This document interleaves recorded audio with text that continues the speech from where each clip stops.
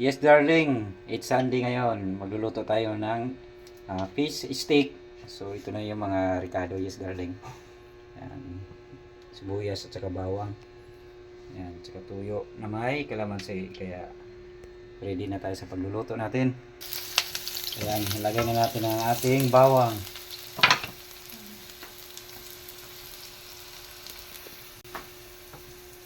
Yung bawang.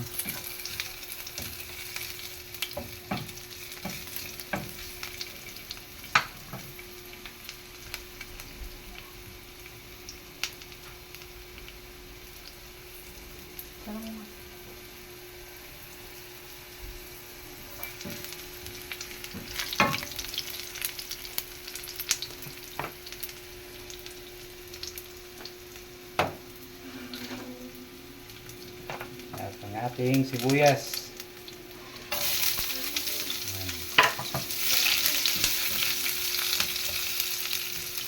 Ayan ang ating apoy kay malakas. Para masunog agad yung ating, ayun na nga, nasunog na. Lalagay natin sa apoy.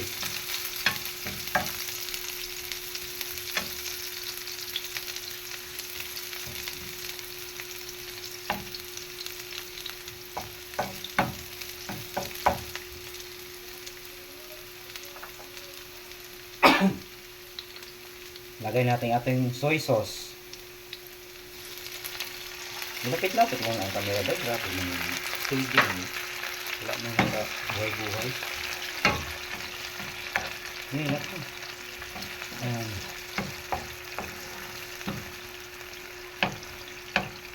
Ang ating steak.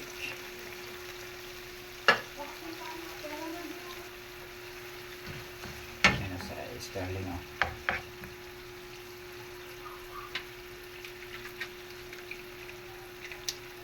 Lagyan natin ng soy sauce.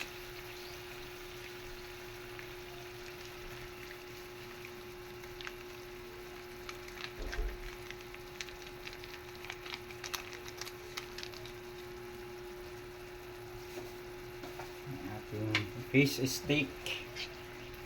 Pang ano to, 5-star hotel.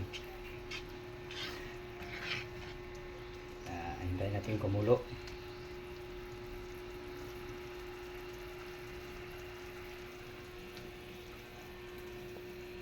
Sterling, mamaya kain tayo nito.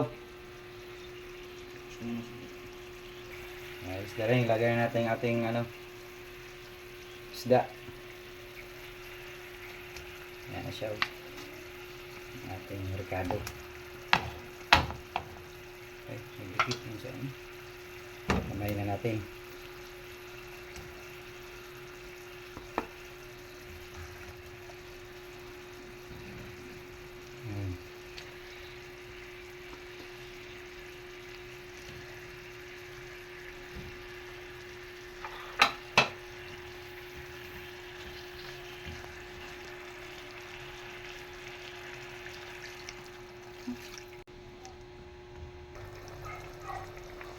Yan na, kumulo na ang ating ano, fish steak na tuna.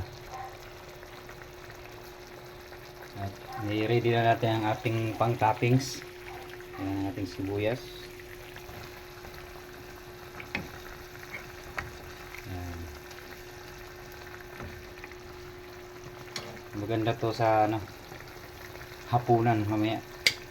Lagyan natin ng Ajinomoto para mas malasa siya.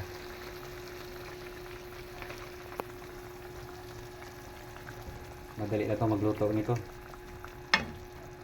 Ang ano nito, yung tuna.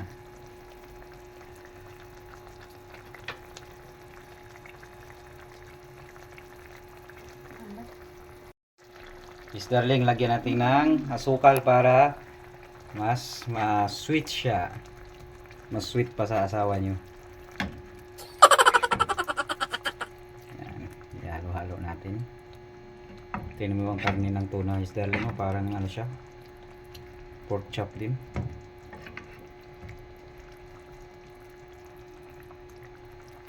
Tingnan yun. Ang sarap niya, no?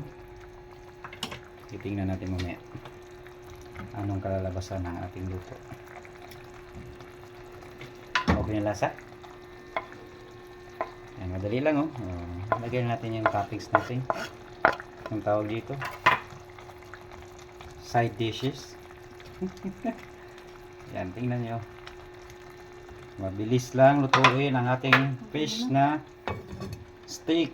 Takpan muna natin. Tapos tingnan natin ulit after 1 year. Okay, check natin ulit. After 1 year, ito na. Yun, nagpula-pula na ang ating fish steak. Ayan, ganda na oh. Masarap na, mabango.